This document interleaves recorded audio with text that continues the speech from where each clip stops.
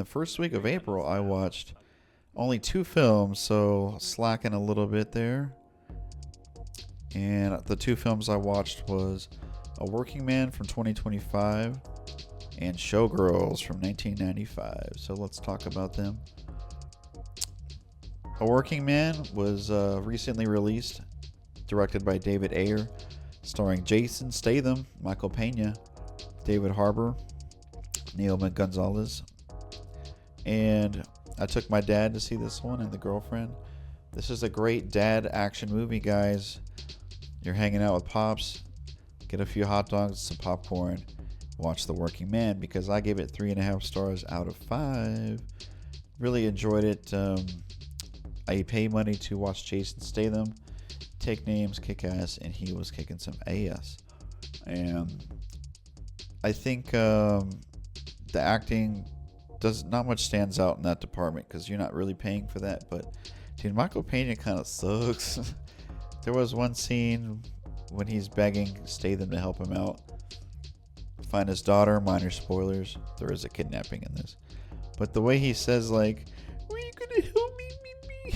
And it cuts to him immediately, and he's like not crying. So maybe it's bad directing and editing, but I don't know. I'm not really a fan of Michael Pena in this one.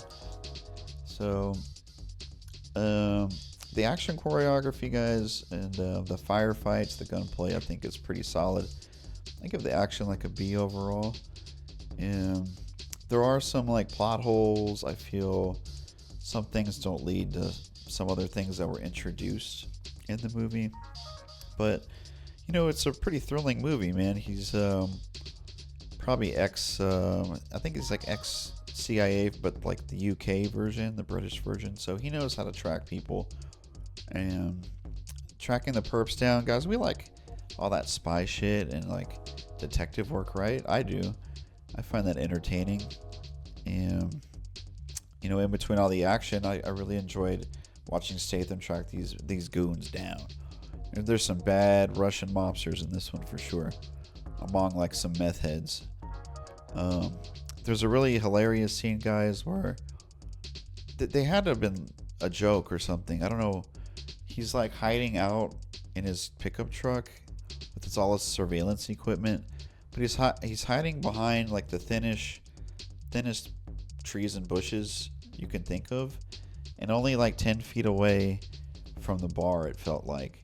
So like, and of course like the goons spot him out, but it was just such a contrived scene. Like, it's like, you'll laugh when you see it, you know. It's really nonsensical and stupid. I mean, I guess if you're having fun, you know, you pay good, got your money's worth, right? So, and Noemi Gonzalez is okay. They don't give her the best lines, I think, but I really had a good time with this, guys. Money well spent. Take your dad, take people that like action movies, turn your brain off, watch A Working Man. That's the first film of April 2025 that I watched. All right. Second film, guys, that I watched is Showgirls, directed by Paul Verhoeven, 1995. I wouldn't call this an erotic drama, but there are a lot of full frontal nudity. A lot. This is like the last NC-17 movie, guys, that has been released, nationwide release in theaters. So that's pretty cool, right? I've been listening to some podcasts, and I think Verhoeven agreed to give up like 70% of his cut of his like regular fee. Like, it's like 5 or 7 million.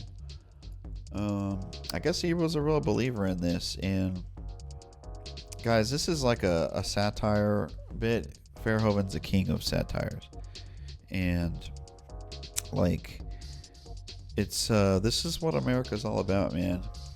Ultra capitalism, mistreatment of women, doing whatever it takes to do, like, to get ahead, you know, like the lethality, the brutality.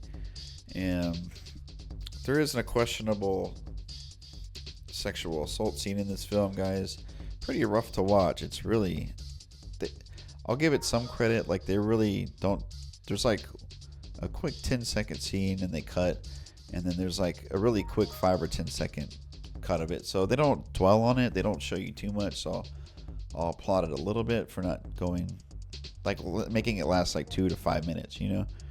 So they don't do that. But, I mean, they don't really needed to show that. However, I'm not trying to spoil it too much, but it's like, it does show like the person committing this, like America's just a lie, dude. The celebrities, the people that run them, all these corporations, they're all scumbags, dude. And I think that's why that scene is in the film. So, and guys, Elizabeth Berkley, she's like I was listening to more podcasts, and Gina Gershon, who has some acting experience, she was like, yeah, dude, Berkley, you know, she did the Saved by the Bell, and that's just like the type of acting where you turn to the camera and say like a one-line joke type of acting. So she said, yeah, I needed to coach her a little bit. She never said if she was good or bad. She's saying she didn't have the most experience.